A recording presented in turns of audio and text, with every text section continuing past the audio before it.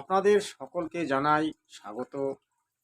আজকে আমি যে বিষয়টা নিয়ে আপনাদের সামনে আলোচনা করব, সেই বিষয়টি একটি পৌরাণিক কথা। কিন্তু পৌরাণিক কথা হলেও এটি বাস্তব। 650 বছর আগে কবির সাহেব কাশীনগরে প্রকট হয়েছিলেন। নিরু এবং নিমা নামে দুজন ব্যক্তি একটি সরোবর থেকে তাকে তুলে নিয়ে গিয়ে লালন পালন করে তাকে বড় করেছিলেন। আসলে এই কবির সাহেব জন্মগ্রহণ করেননি, তিনি প্রকট হয়েছিলেন। তার প্রমাণ আমরা অনেকগুলি গ্রন্থতে পাই, যেমন কবির সাগর, কবির বীজক।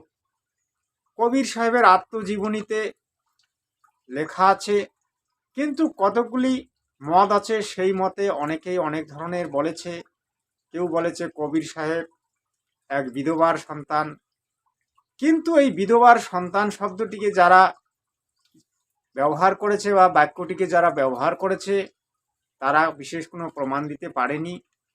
কারণ যদি বিধবা হয় তাহলে বিধবার তো নাম থাকবে, কিন্তু আজও তারা সেই বিধবার নাম খুঁজে পায়নি। তাই এটি আসলে প্রমাণিত নয়। আসলে কবির সাহেব ছিলেন পরমাত্মা। সেই পরমাত্মারই একটি লীলা আজকে আমি আপনাদের সামনে বর্ণনা করব। কবির সাহেবের একজন শিষ্য ছিলেন সম্মন নামে, তার পত্নী ছিলেন, এই সম্মনের পত্নীর নাম ছিল নিকি, এবং তার একটি সন্তান ছিল সেউ নামে। আজ এদেরকে নিয়ে কবির সাহেব যে লীলা করেছিলেন, সেই লীলায় যে এমন কতকগুলি বাস্তব ঘটনা ঘটেছিল, সেই ঘটনাগুলি আজকে আপনারা শুনবেন। এই সম্মন এত গরিব ছিল যে একদিনের বেশি তার ঘরে অন্ন থাকতো না। নিকি চুড়ির ব্যবসা করত, গ্রামে গ্রামে ঘুরে ঘুরে চুড়ি বিক্রি করত। হয়তো কোনোদিন চুড়ি বিক্রি হতো, কোনোদিন হতো না। তারা এতটা গরিব ছিল যে তাদের ঘরে দুবেলা খাবার মতো আটা থাকতো না, সবজি থাকতো না। তারা অনেক সময় খালি পেটে, অর্থাৎ না খেয়ে তারা শুয়ে পড়ত। কিন্তু এই সম্মন, নিকি এবং সেউ এরা ছিলেন কবির সাহেবের ভক্ত, অর্থাৎ কবির সাহেবের শিষ্য। কবির সাহেবের স্ত্রী নিকি গ্রামে গ্রামে চুড়ি বিক্রি করে বেড়াতো, আর কবির সাহেব সম্পর্কে অনেক কিছু বলতো। কবির সাহেবের শিষ্য দিল্লির বাদশাহ সিকিন্দর লোদি, কাশীনগরের রাজা বীর বাখেল, ক্রোলো ক্রোলো তার শিষ্য তৈরি হয়েছিল, লাখো লাখো তার শিষ্য হয়েছিল। এ সম্পর্কে সে তাদের কাছে বিশেষ বিশেষ বর্ণনা দিত। কিন্তু তারা তাকে প্রশ্ন করত যে তোমার কবির সাহেব অনেক কিছু লীলা করেছে, বা সে অনেক চমৎকার করতে পারে, সে গরিবকে ধনী বানাতে পারে, ধন সম্পদ মানুষকে মুহূর্তে দিতে পারে, কিন্তু তুমি কেন এত গরিব? তোমাকে কেন তোমার গুরুদেব ধন সম্পদ দেয় না? তখন নিকি কিন্তু সেই প্রশ্নের উত্তর দিতে পারত না। এভাবে গ্রামে তাদের উপর অনেক প্রশ্ন হতো। তারা গ্রামের মানুষকে অনেক কিছু বোঝানোর চেষ্টা করত, কিন্তু তারা বুঝতে চাইতো না। কারণ কবির সাহেবের যে বর্ণনা তারা করত, সেই বর্ণনা অনুসারে কবির সাহেব এমন একজন ব্যক্তি বা এমন একজন ভগবান, তিনি মুহূর্তেই অনেক কিছু করতে পারেন। কিন্তু এই নিকি এবং সম্মনের যে গরিবী, যে দরিদ্রতাকে কিভাবে দূর হবে, এ সম্পর্কে কিন্তু এই সম্মন আর নিকির কোনো ধারণা ছিল না। তাই নিয়ে গ্রামের মানুষরা তাকে অনেক উল্টাপাল্টা বলতো যে তোমার কবির সাহেব যদি এত বড় চমৎকার করতে পারে, পরমাত্মা এবং বড় ভগবান, তাহলে তোমার গরিবই কেন দূর করতে পারে না, তোমাকে কেন ধন সম্পদ দেয় না? তখন কিন্তু এই নিকি এবং সম্মন চুপ হয়ে যেত। আর এদিকে আবার তার ছেলে সেউকে গ্রামের ছেলেমেয়েরা তাকে অনেক কিছু বলতো, যে তোমার গুরু স্রেফ ধনীদের পরিবারে যায়, তোমার গুরু লালচি। কিন্তু সেও বলতো যে না, আমার গুরুদেব লালচি নয়, আমার গুরুদেব সকলকে সমান চোখে দেখে এবং সকলকেই স্নেহের দৃষ্টিতে রাখে। ধনী গরিব তার কাছে সকলেই সমান। একদিন এই সেউ তার মাতাকে বলল, মাতা, আমার গুরুদেব সম্পর্কে গ্রামের লোকেরা অনেক কিছু বলে, আমার গুরুদেব আমার ঘরে কেন আসেন না, আমরা কেন তাকে সেবা দেই না, কেনই বা তিনি আমাদের ঘরে এসে একদিনও আমাদের সেবা গ্রহণ করেন না। যদি কোনোদিন গুরুদেব আসে, তাহলে আমি গ্রামের মানুষদেরকে বলতে পারবো যে আমার গুরু লালচি নয়, সে ধনী গরিব সকলকে সমান চোখে দেখে এবং সে একজন পরমাত্মা, পরমেশ্বর। এরকম আলোচনা তাদের মধ্যে হতেছিল। এমন সময় কবির সাহেব তার দুজন সন্ন্যাসী অর্থাৎ সন্তকে নিয়ে তাদের গৃহে প্রবেশ করতেছিলেন। বাইরে দাঁড়িয়ে কবির সাহেব আওয়াজ দিলেন যে, সম্মন বেটা, তুমি বাড়িতে আছো? আমি তোমার গুরুদেব এসেছি, তুমি বাইরে এসে আমাদেরকে তোমার গৃহে নিয়ে যাও।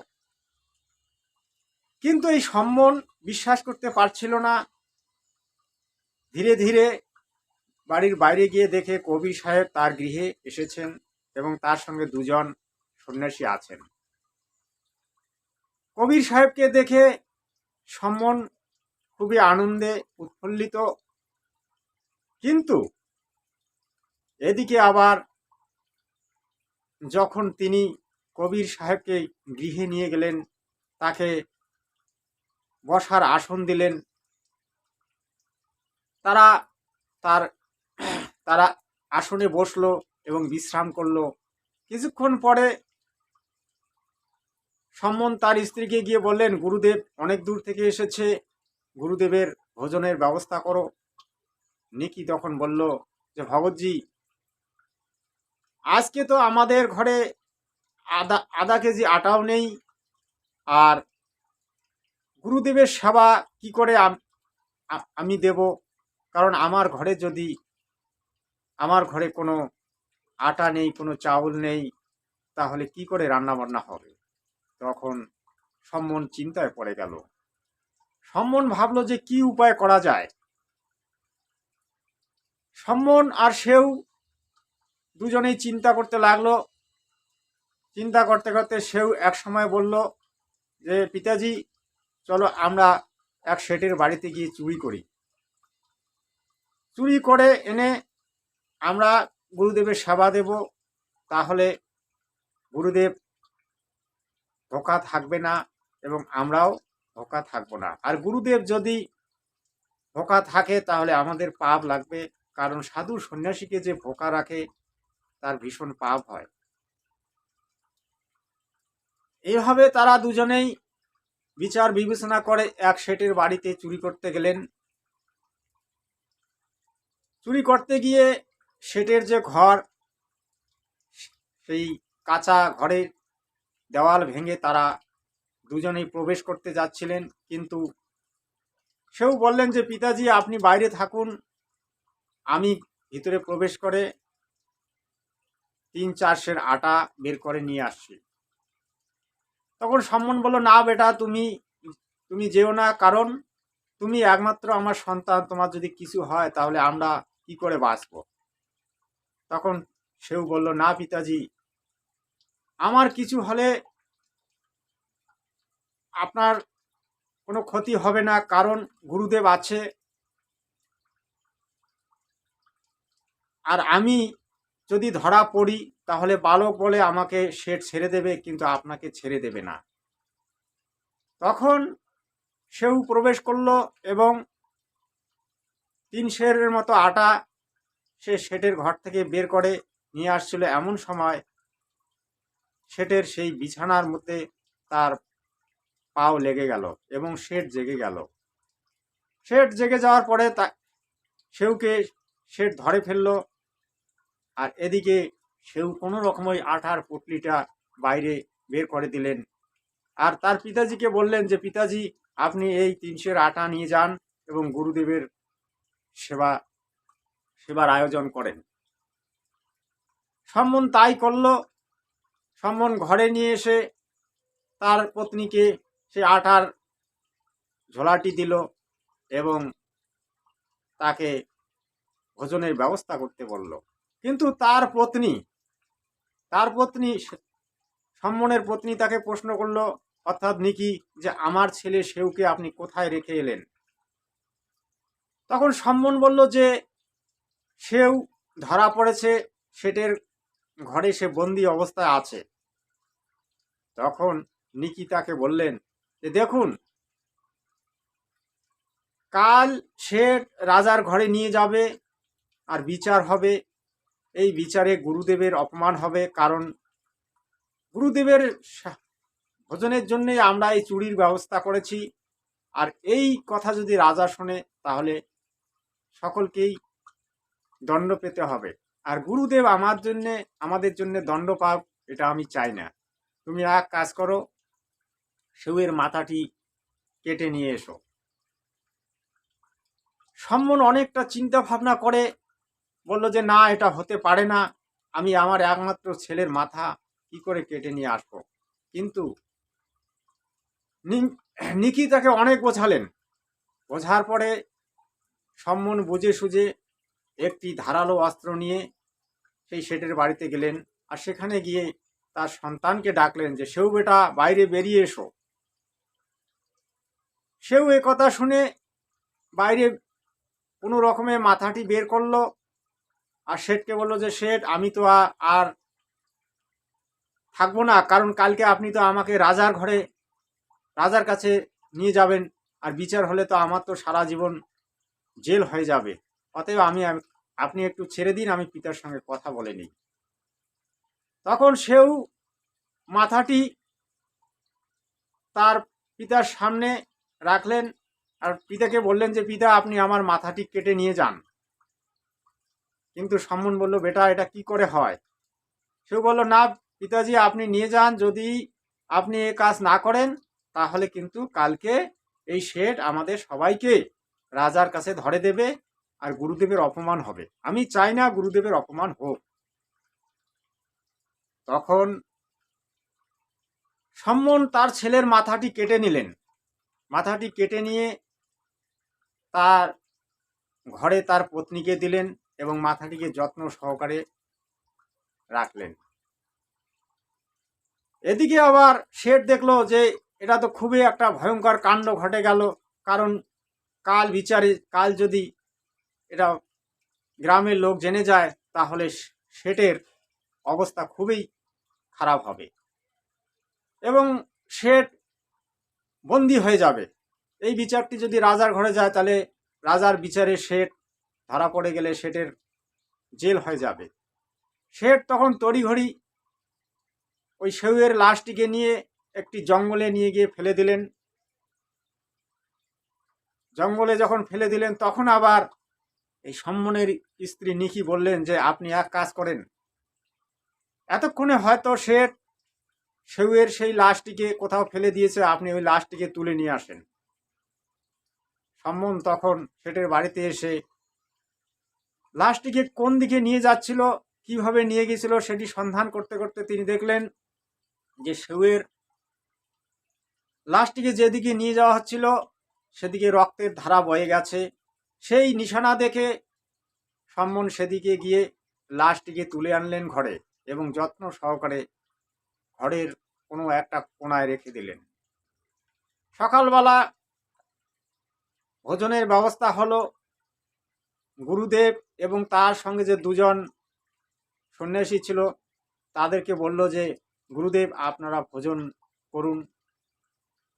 কবিরদেব পরমেশ্বর বললেন যে বেটা, ঠিক আছে, আমরা সকলেই ভোজন করব একসঙ্গে, তুমি বসো এবং তোমার স্ত্রী সেও বসুক এবং তোমার ছেলে সেও বসুক। এভাবে তারা যখন ভোজনে বসলেন, কিন্তু কবিরদেব পরমেশ্বর অন্তর্যামী তিনি দেখতে পেলেন যে তার ছেলে সেও নেই। তখন সম্মনকে তিনি প্রশ্ন করতেছিলেন, কিন্তু তিনি জানেন, এই ঘটনাটি জানেন, কারণ তিনি অন্তর্যামী, তিনি পরমেশ্বর, তিনি সবকিছুই জানেন। আর এদিকে আবার সম্মন চিন্তা করতে লাগলো যে যদি গুরুদেব প্রশ্ন করে যে তার ছেলে কোথায়, তাহলে সে বলবে যে কোথাও সে খেলা করতে গেছে। কিন্তু কবিরদেব অন্তর্যামী, তিনি বললেন যে বেটা, এই যে 5টি থালি তুমি জোগাড় করেছো, আর একটি থালির জোগাড় করো, সেখানে সমস্ত ভোজনকে ভাগ করে নাও, কারণ আমরা একসঙ্গে সবাই বসে ভোজন করব। এদিকে সম্মন কিন্তু চিন্তায় পড়ে গেলেন। সম্মন এরকম ভাবতেছিলেন, আর এদিকে কবির সাহেব কি করলেন, তিনবার সেউকে তিনি ডাকলেন যে সেউ বেটা, তুমি এসো, তুমি এসে ভোজন করো, তোমার ভোজনের ব্যবস্থা হয়েছে, তুমি এসো। এরকম বলতে বলতেই সেও ঘরের ভিতর থেকে বের হয়ে আসলেন, আর সেও ভোজন করলেন। এভাবে সেও বেঁচে গেলেন এবং পরমাত্মা কবিরদেব তাকে পুনরায় জীবিত করেছিলেন। কবিরদেব পরমাত্মা, পরমেশ্বর, পরম দয়াল ভগবান, তিনি এই জগতে এসে যে লীলাগুলি করেছিলেন, সেই লীলাগুলি আমাদের কাছে অনেকটা লুকানো ছিল। কিন্তু আজ জগৎগুরু তত্ত্বদর্শী সন্ত রামপাল মহারাজজি এই লীলাগুলিকে, কবির সাহেবের জীবনের যে বাস্তব লীলা বা বাস্তব ঘটনাগুলি, তিনি এই জগতে পুনরায় প্রকট করতেছেন এবং সত্যকে তিনি প্রতিষ্ঠিত করতেছেন। এই সত্যকে প্রতিষ্ঠিত করতে গিয়ে আজ জগৎগুরু তত্ত্বদর্শী সন্ত রামপাল মহারাজজি জেলে গেছেন। কিন্তু সত্য কখনো ডুবে থাকে না, সত্যকে দাবিয়ে রাখা যায় কিন্তু শেষ করা যায় না, এটা আমরা মহাভারতেও জেনেছি। ধর্মরাজ যুধিষ্ঠিরকে বিভিন্নভাবে কৌরবগণ কষ্ট দিয়েছিল, দুঃখ দিয়েছিল, সত্যকে তারা স্বীকার করতে পারেনি এবং ধর্মরাজ যুধিষ্ঠিরকে তারা ধ্বংস করার জন্য বিভিন্ন প্রচেষ্টা করেছিল। কিন্তু ধর্মরাজ যুধিষ্ঠির কি ধ্বংস হয়েছিল? না, ধ্বংস হয়েছিল কৌরব বংশ।